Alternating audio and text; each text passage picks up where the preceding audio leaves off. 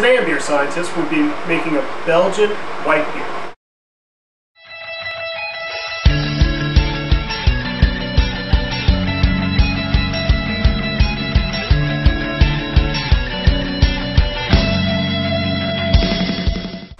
Here are mini mash grains. We have a half pound of flaked wheat. Flaked wheat is an unmalted wheat that gives us a sharp wheat flavor and the wheat cloudiness that you associate with wheat beers. We'll be using 1 pound of white wheat malt. White wheat malt gives us a malty wheat flavor and it's light on body. We'll be using 1 1/4 pounds of Belgian Pilsner malt. Belgian Pilsner malt gives us a malty flavor and it's light in color. To finish off the sugars of the Belgian Whitbeer, we will be adding in 5 pounds of wheat malt extract. We'll be using Cascade hops for our bittering hops and our aroma hops. Cascade hops give us a flowery, spicy, and citrusy flavor.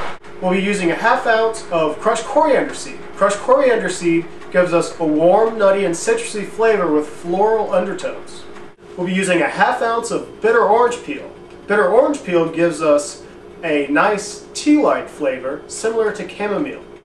We'll be using 1 vial of White Lab's Belgian Wit Ale yeast. This yeast gives us a tart, spicy, and fruity flavor. It's also the original yeast used in Belgian white beers. We brought 2½ gallons of purified water up to 160 degrees Fahrenheit.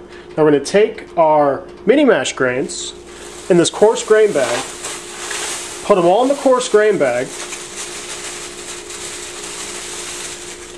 dunk it a few times to make sure all the grains are wet. Then we're going to tie off this bag and let it sit here for 45 minutes. This is going to get all the sugars from these grains into our water.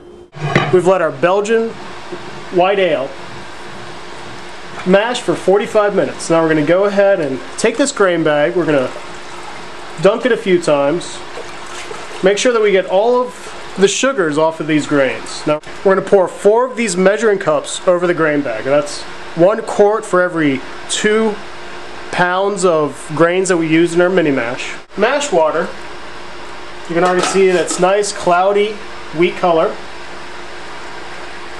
Pour it on over the grains. We're going to let this grain bag strain, get the rest of the waters into the stock pot, and bring the rest of the stock pot up to a boil. We've brought our Belgian Whitbeer up to the boil. We're going to take it off the burner and add in the rest of the malt extract. Here we have 5 pounds of wheat malt extract. We're going to add it all into our stock pot.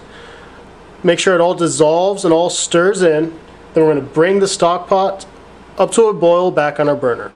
We're going to go ahead and add in our bittering hops. This is ½ ounce of Cascade hops. Go ahead and add them in. Let this boil for 30 minutes.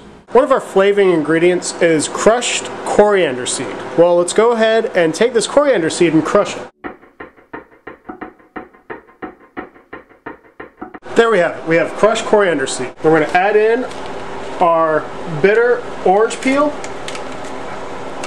and our crushed coriander seed. We're going to let this boil for another 10 minutes. 10 minutes, now we're going to add in our aroma hops. It's a ½ ounce of Cascade hops. We're going to let this boil for another 5 minutes. Belgian Whitbeer for another 5 minutes. This is all finished. Now we're going to go ahead and take it over to the sink and use the wort chiller to cool it down to 80 degrees. The wort chiller is running cold water through the batch, drawing off all of the heat. So we're going to go ahead and cool this down to 80 degrees and then we'll be ready to pitch our yeast. We've cooled our Bavarian Whitbeer down to 80 degrees. Now we're going to go ahead and add it into the primary fermentation bucket. Add it all in. Now we're going to add in enough purified water to bring this up to 5 1/4 gallons. Let's go ahead and steal a sample with our thief and get the initial gravity. Now initial gravity will help us calculate the alcohol by volume of our final beer. So we have our sample.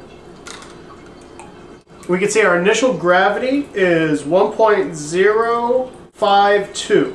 Very close to the 1.048 initial gravity that we're expecting. So we're going to return the sample and then add in our yeast. Now we're going to add in our Belgian Wit Ale yeast. Go ahead and open the tube, dump it all into the batch. Now we're going to aerate this batch to allow enough air into the batch to allow the yeast to start fermenting. So we're going to transfer this batch between the primary fermentation bucket and the stock pot that we use to boil the batch.